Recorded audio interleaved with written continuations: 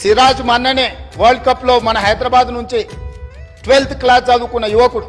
Cricket లో ఇండియాకు ప్రాతినిధ్యం వహించి కప్పు గెలిపించుకొని వస్తే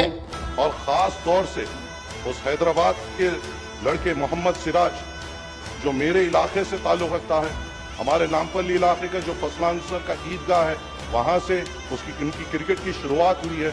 और वो आज इस मुल्क का नाम रोशन कर रहे हैं। అతనికి ఒక గ్రూప్ 1 స్థాయి ఉద్యోగం ఇవ్వాలని నిఖత్ జరీన్ మనకు ఒలింపిక్స్ లో మెడల్ తీసుకొస్తే साथ ही साथ मैं हमारे रियासत की बॉक्सर निखत जरीन को भी हमारी पार्टी की जानिब से नेक ख्वाहिशात और दुआएं देते हैं कि ये भी कामयाब हो और इस हिंदुस्तान का नाम वो भी रोशन करे। స్పోర్ట్స్ యూనివర్సిటీస్ ఈ రోజు యువకులు గంజాయి అని డ్రగ్స్ అని